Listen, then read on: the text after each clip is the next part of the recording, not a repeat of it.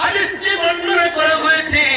নওয়াজ ইবনে সামআন রাদিয়াল্লাহু তাআলা আনহু বলেন, আমি রাসূলুল্লাহ সাল্লাল্লাহু আলাইহি ওয়াসাল্লামকে বলতে শুনেছি, কিয়ামতের দিন ওই পবিত্র আল কুরআন এবং দুনিয়ায় আল কুরআন অনুযায়ী যারা আমল করেছে তাদেরকে আনা হবে। আর কোরআনের সামনে সামনে থাকবে সূরাতুল বাকারা আর সূরাতুল আলি ইমরান। এই দুটি সূরা কোরআনের সামনে সামনে থাকবে। আর ওই কোরআন অনুযায়ী যারা আমল করত তাদের পক্ষ থেকে আল্লাহর দরবারে বিতর্ক করবে। জোরে বলেন সুবহানাল্লাহ। প্রিয় ভাইরা আমার, আজ এই কোরআনের বিরোধিতা কেবলমাত্র আমরা মুসলমান হিসাবে বিবেচিত হলাম, মুসলমান সমাজে আমরা মুসলমান হিসাবে পরিচিত হলাম, কিন্তু কোরআনুল কারীমের বিরোধিতা করছি। আমার মুসলমান ভাইরা, কিয়ামতের দিন আল্লাহ রাব্বুল আলামিন সেদিন কোরআনে হাফেজদেরকে দেখে বলবে, ও কোরআনে হাফেজরা, আজ দুনিয়ায় তোমরা যেমন সুন্দর করে কোরআন তেলাওয়াত করেছিলে, আজ তোমরা কোরআন তেলাওয়াত করো, আমি রব্বুল আলামিন স্বয়ং তোমাদের তেলাওয়াত শুনবো। জোরে বলেন সুবহানাল্লাহ। আমার এই কথা যখন বলবে, সেদিন কোরআন তেলাওয়াত শুরু করে দেবে, কোরআনে হাফেজরা কোরআন তেলাওয়াত শুরু করে দেবে। এমন সময় হযরত দাউদ নবী হাজির হয়ে যাবে। দাউদ নবীর উপরে একটি কিতাব অবতীর্ণ হয়েছিল। কিতাবটির নাম কি বলেন?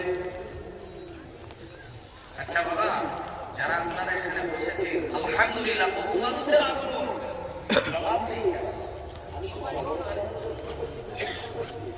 জি, আপনাদের তো জিজ্ঞাসা করছি, দাউদ আলাইহিস সালামের উপর কোন কিতাব অবতীর্ণ হয়েছিল? কিতাব অবতীর্ণ হয়েছিল, কিতাবটির নাম কি যারা জানেন একটু বলেন? আলহামদুলিল্লাহ, জবুর। আর মুসা আলাইহিস সালামের উপর তাওরীত, ঈসা আলাইহিস সালামের উপর ইনজিল, আর আমার আপনার নবীর উপর একটু জোরে বলেন কোরআন। প্রিয় ভাইরা আমার, সেই কোরআন তেলাওয়াত শুরু করলো, কোরআনে হাফেজরা তেলাওয়াত শুরু করে দিল। এমন সময় দাউদ আলাইহিস সালাম হাজির হয়ে গেল। আমরা সবাই জানি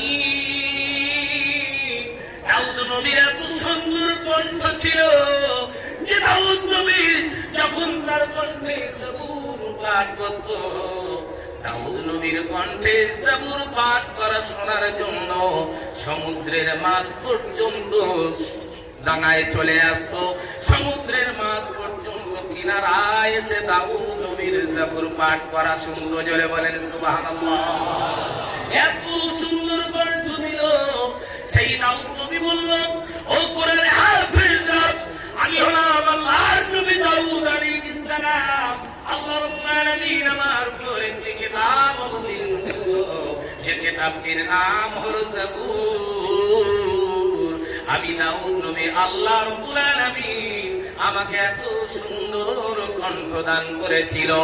আমি যখন দাউদ নবী ওই জবুর কিতাব পাঠ করতাম, আমার জবুর পাঠ করে শোনার জন্য সমুদ্রের মাঝ পর্যন্ত কিনারায় চলে আসতো। কিন্তু আজও কোরআনে হাফেজরা তোমরা আজ তেলাওয়াত শুরু করেছো। আমি দাউদ নবী তোমাদের তেলাওয়াত শুনে আজ আমি দাউদ নবী মুগ্ধ হয়ে গেলাম। জোরে বলেন সুবহানাল্লাহ।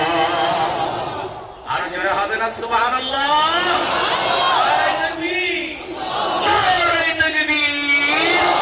আমার মুসলমান ভাইরা, এই কোরআনের এত মর্যাদা সম্পূর্ণ কোরআন, এই কোরআনুল কারীম মানুষের অন্তরের মধ্যে আল্লাহ রাব্বুল আলামিন দান করেছেন।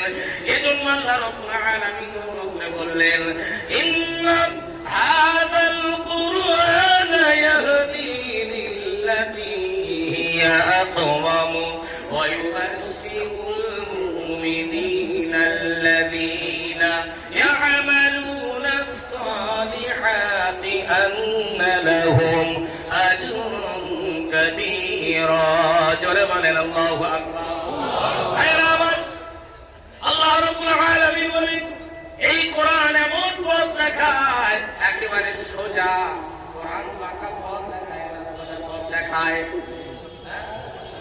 সোজা পথ দেখায় কোরআন কিন্তু দুর্ভাগ্যজনক ব্যাপার কোরআন তো আমরা পড়ি আসলে সবাই কোরআনের মানে বুঝি না কোরআনুল কারীম কেবলমাত্র মুখে আমরা পড়ি পড়ার পরে দেখা যায় আবার শুনে থাকি তার উল্টো আমরা চলি কোরআনের বিরুদ্ধে আমরা চলি যদি একটি মানুষ এই পৃথিবীর বুকে কোরআন ভিত্তিক যদি জীবন যাপন করে আলহামদুলিল্লাহ সে ইহকালে কামিয়াবি হবে আর পরকালেও কামিয়াবি হবে ঠিক কিনা বলে কিন্তু কোরআন ভিত্তিক জীবন যাপন করা ছেড়ে দিয়ে আমরা নাস্তিকদের আমরা কৃষ্টি কালচার পশ্চিমাদের কৃষ্টি কালচার আজকের আমরা অনুসরণ করছি ঠিক কিনা বলে নাম রেখেছে সলিমুদ্দিন নাম রেখেছে কলিমুদ্দিন কিন্তু কাজগুলো বড় কঠিন হয়ে দাঁড়িয়েছে তাই না আমাদের কৃষ্টি কালচার এমন এজন্য একটি হাদিস শরীফের মধ্যে এসেছে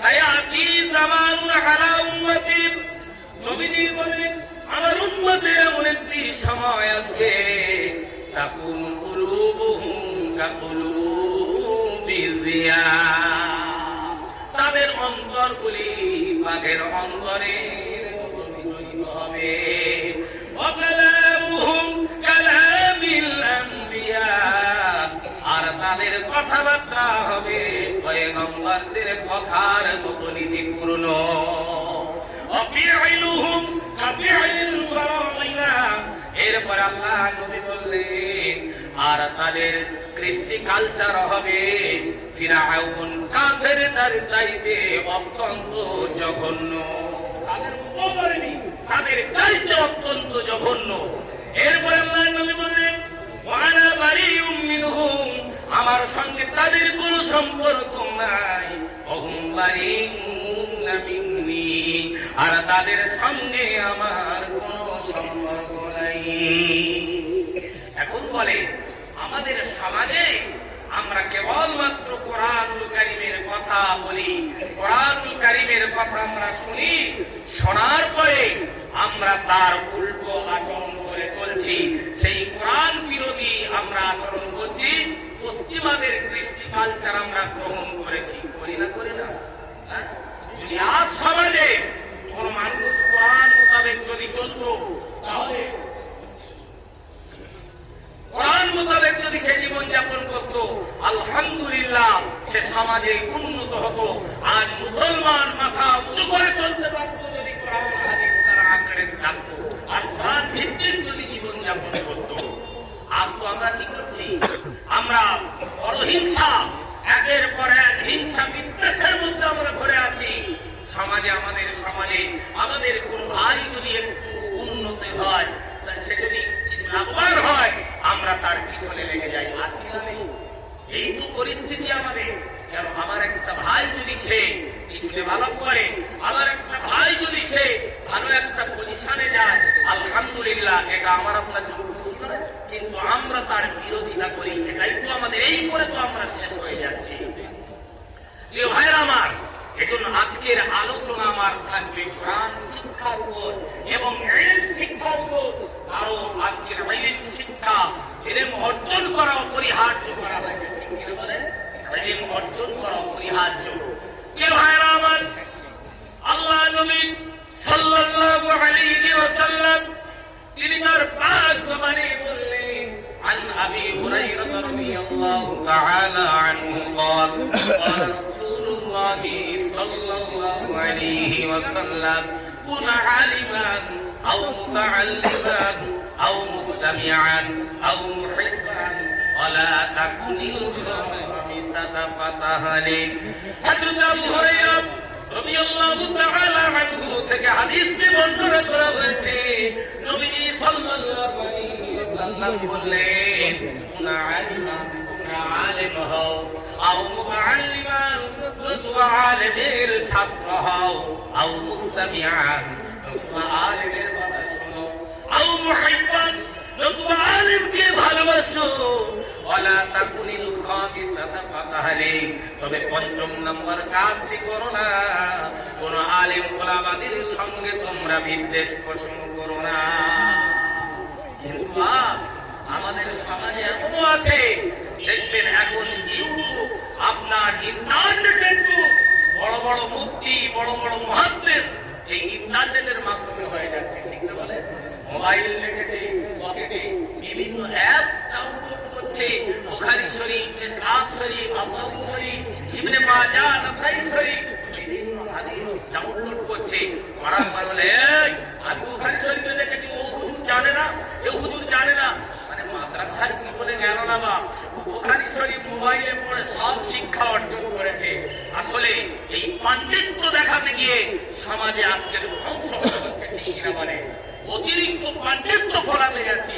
প্রিয় ভাইয়ের আমার, আমরা জানি আজাদিল জ্ঞানী ছিল না মূর্খ ছিল? একটু কথা বলেন, আজাদিল কি মূর্খ ছিল বাপ? জ্ঞানী ছিল তো। এরপরেও সারা পৃথিবীর কাছে শয়তান হিসাবে ভেবেছিল। সুতরাং জ্ঞান অধ্যয়ন করতে হবে, জ্ঞানের মূল্যায়ন করতে হবে, আর সেই মতো আমাদের আমল করতে হবে। ফতোয়া দিয়ে সেঞ্চুরি করতে হবে না, ঠিক কি বলে? এই ফতোয়া দিয়ে দিয়ে সেঞ্চুরি করে করে তো আজকে আমরা সব শেষ করে নিচ্ছি। এটাই হচ্ছে আমাদের কৃষ্টি কালচার। কে ভাই আমার, একটি হাদিস বলি, কিয়ামতের দিন তিন শ্রেণীর মানুষ, তারা শ্রেণীর জান্নাতে যাওয়ার জন্য প্রতিযোগিতা শুরু করে দেবে। এই তিন শ্রেণীর মানুষ জান্নাতে যাওয়ার জন্য প্রতিযোগিতা শুরু করে দেবে। এক নম্বর হলো হাজী, দুই নম্বর হলো চার শ্রেণীর মানুষ সেদিন প্রতিযোগিতা শুরু করবে। এক নম্বর হলো হাজী, দুই নম্বর হলো দাতা, আর তিন নম্বর হলো শহীদ, চার নম্বর হলো আলিম। তাদের এই প্রতিযোগিতা দেখে আল্লাহ রাব্বুল আলামিন ফেরেশতা জিবরাইল আলাইহিস সালামকে পাঠিয়ে দেবে। ও ফেরেশতা জিবরাইল, যাও আমার চার বান্দার মধ্যে ফয়সালা করে দিয়েছো। এই ফয়সালা করার জন্য জিবরাইল আলাইহিস সালাম তিনি যখন আসবেন, আসার পরে সর্বপ্রথম হাজীকে ডাকবে, ওগো হাজী, আজ তুমি প্রতিযোগিতা করছো, সব চাইতে আগে জান্নাতে যাওয়ার জন্য প্রতিযোগিতা করছো, কিসের জন্য বলো? আল্লাহর হাজী বান্দা বলবে, ও ফেরেশতা জিবরাইল, আমি আল্লাহর খানায় কাবা বাইতুল্লাহ শরীফ তাওয়াফ করেছি, আমি আল্লাহর খানায় কাবা তাওয়াফ করেছি, হজ সম্পন্ন করেছি, এই জন্য আমি আগে জান্নাতে যাওয়ার জন্য প্রতিযোগিতা শুরু করেছি। আল্লাহর ফেরেশতা হযরত জিবরাইল আলাইহিস সালাম বলবে, ও আল্লাহর হাজী বান্দা, তুমি এই কথা কার কাছ থেকে শুনেছিলে বলো? আল্লাহর হাজী বান্দা বলবে, ও আল্লাহর ফেরেশতা জিবরাইল, এই কথা দুনিয়ায় হজ সংক্রান্ত বিষয়ে, হজের ফজিলত সম্পর্কে দুনিয়ায় আমি আলেমদের কাছ থেকে শুনেছিলাম। জোরে বলেন না সুবহানাল্লাহ। এই কথা বলার পরে আল্লাহর হাজী বান্দা লজ্জায় পিছিয়ে আসবে। এরপরে ডাকবে আল্লাহর দাতা বান্দা, আল্লাহর দাতা বান্দাকে ডেকে বলবে, ওগো আল্লাহর দাতা বান্দা, তুমি কিসের জন্য আগে জান্নাতে যাওয়ার জন্য প্রতিযোগিতা শুরু করেছো? আল্লাহ ফেরেশতা জিবরাইল আলাইহিস সালাম এই কথা জিজ্ঞাসা করার পরে আল্লাহর দাতা বান্দা বলবে, ও আল্লাহর ফেরেশতা জিবরাইল আলাইহিস সালাম, এই জন্য আমি আগে জান্নাতে যাওয়ার জন্য প্রতিযোগিতা শুরু করেছি, কারণ আমি দুনিয়ায় মসজিদ মাদ্রাসায় দান করেছিলাম, এত পরিমাণে দান করেছিলাম, এই দানের বিনিময়ে আজ আমি আল্লাহ জান্নাতে যাওয়ার জন্য, আজ আমি দাতা বান্দা জান্নাতে যাওয়ার জন্য প্রতিযোগিতা শুরু করেছি। আল্লাহর ফেরেশতা জিবরাইল আলাইহিস সালাম এরপর বলবে, দাতা দান সম্পর্কে, দানের ফজিলত ফজিলত সম্পর্কে দুনিয়ায় কার কাছ থেকে শুনেছিলে? এই কথা বলার পরে সেদিন আল্লাহর দাতা বান্দা সেদিন বলবে, আজ আমি দুনিয়ায় আলেমদের কাছ থেকে শুনেছিলাম। লজ্জায় আল্লাহর দাতা বান্দা পিছিয়ে আসবে। এরপরে তৃতীয় জনকে ডাকবে কে? আল্লাহর শহীদ বান্দা। এখন বলেন, শহীদ বান্দাদের মর্যাদা কম না বেশি? বলেন, হ্যাঁ বেশি না? শহীদদের মর্যাদা, এত মর্যাদা, কিয়ামতের দিন আল্লাহর সামনে তারা দণ্ডায়মান হবে। রক্ত মাখা জামা কাপড় পরিহিত অবস্থায় আল্লাহর সামনে সেদিন তারা দণ্ডায়মান হবে। আল্লাহ সেই শহীদদেরকে সেদিন আল্লাহর ফেরেশতা জিবরাইল আলাইহিস সালাম সেদিন থেকে জিজ্ঞাসা করবে, আল্লাহর শহীদ বান্দা, আজ তুমি আগে জান্নাতে যাওয়ার জন্য প্রতিযোগিতা শুরু করেছো, কিসের জন্য বলো? আল্লাহর ওই শহীদ বান্দা বলবে, ও আল্লাহর ফেরেশতা জিবরাইল, আমি এই জন্য আগে জান্নাতে যাওয়ার জন্য প্রতিযোগিতা শুরু করেছি, আল্লাহর দ্বীন কায়েমের জন্য, আল্লাহর দ্বীন প্রতিষ্ঠা করার জন্য আমি শহীদ বান্দা জীবনটা বিলিয়ে দিয়েছি। ও আল্লাহর শহীদ বান্দা, ও আল্লাহর ফেরেশতা জিবরাইল, এই জন্য আমি শহীদ বান্দাকে জান্নাতে যাওয়ার প্রতিযোগিতা শুরু করেছি। এরপরে হযরত জিবরাইল আলাইহিস সালাম জিজ্ঞাসা করবে, ও আল্লাহর শহীদ বান্দা, দুনিয়ায় তুমি কার কাছ থেকে শহীদদের ব্যাপারে, শহীদদের মর্যাদার ব্যাপারে দুনিয়ায় কার কাছ থেকে শুনেছিলে? সেদিন আল্লাহর শহীদ বান্দা বলবে, ও আল্লাহর ফেরেশতা জিবরাইল, আমি দুনিয়ায় আলেমদের কাছে শহীদদের মর্যাদা সম্পর্কে শুনেছিলাম। এরপরে তারা লজ্জায় পিছিয়ে আসবে। অবশেষে দেখা গেল জিবরাইল আলাইহিস সালাম সেদিন আল্লাহর আলেম বান্দাকে বলবে, ও আল্লাহর আলেম বান্দা, আজ তুমি আগে জান্নাতে যাও। এরপরে আলেম বান্দাকে এই কথা যখন বলবে, আল্লাহর আলেম বান্দা বলবে, ও ফেরেশতা জিবরাইল, আমি একা জান্নাতে যাব না, সবাইকে নিয়ে আমি আল্লাহর দয়ার জান্নাতে প্রবেশ করব। জোরে হবে না সুবহানাল্লাহ? প্রিয় ভাইরা আমার, এজন্য আমরা সমাজে অনেকে আলেমদের সঙ্গে হিংসা বিদ্বেষ পোষণ করে থাকি, ঠিক কিনা? আল্লাহ রাব্বুল আলামিন আমাদের সকলকে আলেমদের প্রতি হিংসা বিদ্বেষ দূর করার তৌফিক দান করুক, বলেন আল্লাহুম্মা আমিন। প্রিয় ভাইরা আমার, এজন্য এই কোরআন আমাদের শিখতে হবে, আর কোরআন মূল্যায়ন করতে হবে, ইলম অর্জন করতেই আমাদের হবে, ঠিক কিনা বলেন? প্রিয় ভাইরা আমার, হিংসা সব জায়গায় আমরা করি, কিন্তু আমরা এই দুটো জায়গায় কি হিংসা করতে পারি না? যে কোরআন শিক্ষার প্রতি, আরেকটা কি দানের প্রতি। এই কোরআন শিক্ষার প্রতি আল্লাহ যাকে কোরআনের মতো মূল্যবান সম্পদ দান করেছে তার প্রতি আমরা হিংসা করব। আমিও সুন্দর করে তেলাওয়াত করব, আমিও কোরআনে হাফেজ হব, আমিও কোরআন শিক্ষা করব। আর যাকে আল্লাহ সম্পদ দান করেছে, অর্থ দান করেছে, এরপরে সে রীতিমতো দিনে রাতে ওই অর্থ আল্লাহর রাস্তায় ব্যয় করে, তার প্রতি হিংসা বিদ্বেষ আমিও আল্লাহর রাস্তায় ব্যয় করবো, ঠিক কিনা বলে? কিন্তু আমরা তো হিংসা অন্য জায়গায় করছি। প্রিয় ভাইরা, এজন্য দুনিয়ায় যদি আমরা কোরআন ভিত্তিক আমল করতে পারি, কোরআন মোতাবেক জীবনযাপন করতে পারি, আলহামদুলিল্লাহ আমরা ইহকালে কামিয়াবি হব। আমরা সকলে যদি ভালো কাজের প্রতি উদ্বুদ্ধ করি আর ভালো কাজ যদি করি, তাহলে আমাদের জন্য পুরস্কার আছে না নেই? পুরস্কার আছে তো নাকি? কি পুরস্কার আছে? আল্লাহ রাব্বুল আলামিন কোরআনুল কারীমের মধ্যে ঘোষণা করেছেন, ইন্নাল্লাযীনা আমানু ওয়া আমিলুস সালিহাতি কানাত লাহুম জান্নাতুল ফিরদাউসি নুজুলা। আল্লাহ রাব্বুল আলামিন বলেন, দুনিয়া দুনিয়ায় নিশ্চয়ই যারা ইন্নাল্লাযীনা আমানু ওয়া আমিলুস সালিহাত, নিশ্চয়ই যারা ঈমান এনেছে এবং সৎ কাজ করেছে, ভালো কাজ করেছে, কানাত লাহুম জান্নাতুল ফিরদাউসি নুজুলা, আল্লাহ রাব্বুল আলামিন বলেন আর তাদেরকে জান্নাতুল ফিরদাউস আপ্যায়ন করা হবে। জোরে বলেন সুবহানাল্লাহ।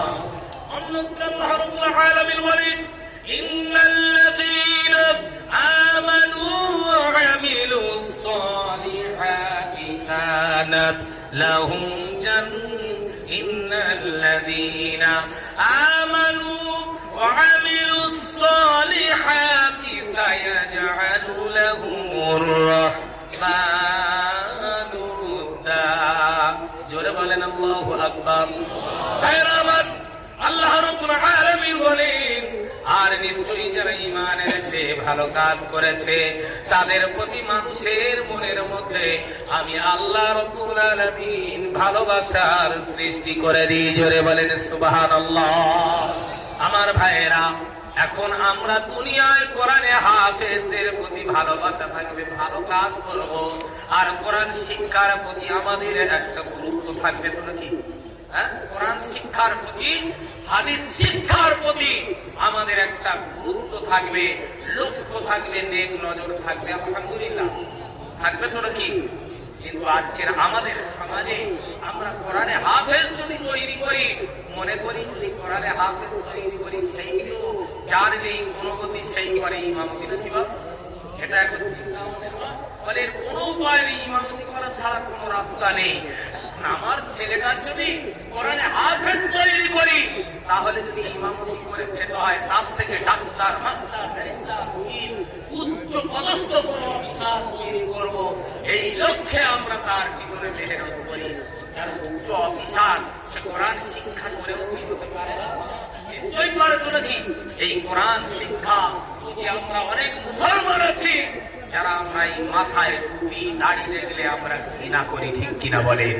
গায়ের কথা আমরা এই মুসলমান সমাজের মধ্যে কোরআন শিক্ষার প্রতি টুপি দাড়ি দেখলে আমাদের অনেকের গা চুলকায়। দেখবে রহস্য করি প্রিয় ভাইয়ের আমার, আজকের ছোট্ট একটি দৃষ্টান্ত দিই। আপনার মা মারা গিয়েছে, আব্বা মারা গিয়েছে, হঠাৎ দেখা গেল চার ভাই, এক ভাই পুলিশ অফিসার, এক ভাই মাস্টার, এক ভাই ডাক্তার, আর এক ভাই কোরআনে হাফেজ অথবা আলেম। মা মারা গিয়েছে, মাকে সামনে রেখে যখন জানাজা পড়ানো হবে, পড়াবে কে? মাস্টার পড়াবে। তার সমাজে একটা নাম আছে, সেই পড়াবে। কথা বলেন না? ডাক্তার পড়াবে, মাস্টার পড়াবে, উকিল পড়াবে। পড়াবে কে? সেই টুপিওয়ালা দাড়িওয়ালা কোরআনে হাফেজ মায়ের জন্য জানাজার প্রস্তুতি নেবে, জানাজা পড়াবে। এরপরে প্রিয় ভাইরা আমার, আজ কোরআন শিক্ষার প্রতি আমরা এত অনীহা, আমাদের এই কোরআনের বিরোধিতা করি। মা মারা গেল, সম্পদ, মূল্যবান সম্পদ রেখে গেল কোরআনে হাফেজ। গরিব মানুষ, অসহায় মানুষ মাদ্রাসায় এতিমখানায় দিয়েছিল, হঠাৎ দেখা গেল পিতাহারায় এতিম বাচ্চা। মা কষ্ট করে লোকের বাড়ি ভিক্ষা করে করে ডিম বিক্রি করা টাকা নিয়ে, ভিক্ষা করা টাকা নিয়ে মাদ্রাসায় ওই বাচ্চার জন্য পাঠিয়েছিল। সেই কোরআনে হাফেজ যখন কোরআনে হাফেজ হলো, এরপরে হঠাৎ শুনলো মা মারা গিয়েছে। মায়ের মারা যাওয়ার খবর শুনে বাচ্চা কাঁদতে কাঁদতে ছুটে এসেছে। হঠাৎ দেখা গেল গাড়ি বন্ধ, বাচ্চার মন মানে না, হাঁটতে হাঁটতে মায়ের জানাজার জন্য চলে এলো। মাকে সামনে রেখে কোরআনে হাফেজ সামনে দাঁড়িয়ে গিয়ে সকলের সামনে বলছে, ওগো আজ আমার মা তোমাদের কাছে যদি কোনো অন্যায় করে থাকে, ভুল করে থাকে, আল্লাহর হস্তে তোমরা আমার মাকে ক্ষমা করে দেবে। এ কথা বলে না? বলে না? সমাজে আজকের ইমামরা বলে থাকে, ইমাম সাহেবরা বলে থাকে যে এই মাইয়ের যদি সমাজে কোনো ভুল করে থাকে, অন্যায় করে থাকে, আপনারা সকলে আল্লাহর হস্তে ক্ষমা করে দেবে। এ কথা বলে। কোরআনে হাফেজ যখন মায়ের জন্য এই ক্ষমা চাইল, সকলের কাছে ক্ষমা চাওয়ার পর তার জানাজা পড়ালো, চোখের পানি ফেলে ফেলে কোরআনে হাফেজ মায়ের জানাজা পড়ালো। এরপরে দাফন করার পরে সবাই চলে আসে, কিন্তু বাচ্চার মন মানে না। কোরআনে হাফেজ মায়ের কবরের কাছে দাঁড়িয়ে দাঁড়িয়ে সবাই চলে আসে। আমার ভাইয়েরা, এরপরে সকলে যখন চলে আসে, কোরআনে হাফেজ মায়ের জন্য দুটি হাত তুলে কবরের কাছে দাঁড়িয়ে দাঁড়িয়ে দোয়া করে, রব্বির হামহুমা কামা রব্বায়ানি সগীরা। সবাই পড়েন, রব্বির হামহুমা কামা রব্বায়ানি সগীরা। এরপরে কোরআনে হাফেজ যখন মায়ের কবরের কাছে দাঁড়িয়ে, আব্বার কবরের কাছে দাঁড়িয়ে যখন দোয়া করে, আয় আল্লাহ, আমার মা আমাকে কত কষ্ট করে মানুষ করেছিল, আল্লাহ আমার আব্বা দুনিয়া থেকে বিদায় নিয়েছিল, আমার মা পরের বাড়ি ভিক্ষা করে আমাকে মানুষ করেছিল, ওগো আল্লাহ আমার মাতা পিতা যেমন আমাকে শৈশবে লালন পালন করেছিল, আয় আল্লাহ তুমি আমার মাতা পিতাকে তোমার রহমতের কোলে লালিত পালিত করো।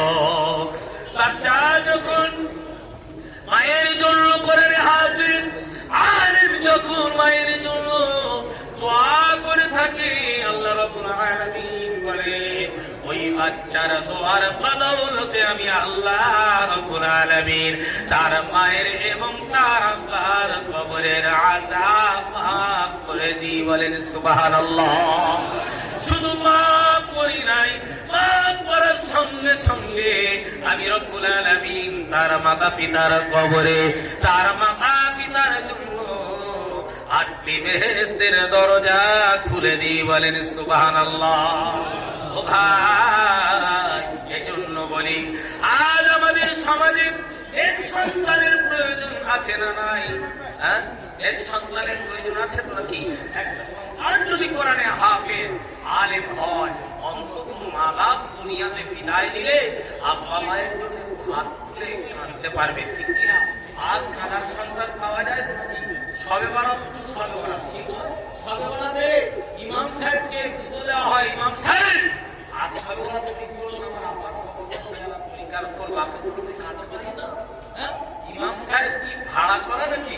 ইমাম সাহেব কি কেঁদে দেবে? তবে প্রত্যেক জুমার দিন জুমার নামাজ আদায় করে মায়ের কবরের কাছে বাপের কবরের কাছে কি একটু হাত তুলে দোয়া করা যায় না? এই নৈতিক দায়িত্ব কি প্রত্যেক সন্তানের নয়? তারা দুনিয়া থেকে বিদায় নিয়েছে, তারা এত কষ্ট করলো, এজন্য আসলে এক সন্তান হবেটা কি করে বাপ? এক মা বাপ হলে তবে তো আজকে এক সন্তান হবে নাকি? কি গো, একটু কথা বলে এক সন্তান হবে তো মা বাপকে তো এক হতে হবে। কিন্তু বর্তমানে যদি সিরিয়াল মার্কা মা থাকে, আলহামদুলিল্লাহ সন্তানগুলো কি হবে বাপ? একটু কথা বলে সন্তানগুলো কি হবে? সিরিয়াল মার্কা সন্তান হবে না? মা যদি সিরিয়াল মার্কা হয় তো সন্তান তো সিরিয়াল মার্কা হবে, এর সন্তান হবে কি করে বাপ? এখন মা বাপের চাহিদাও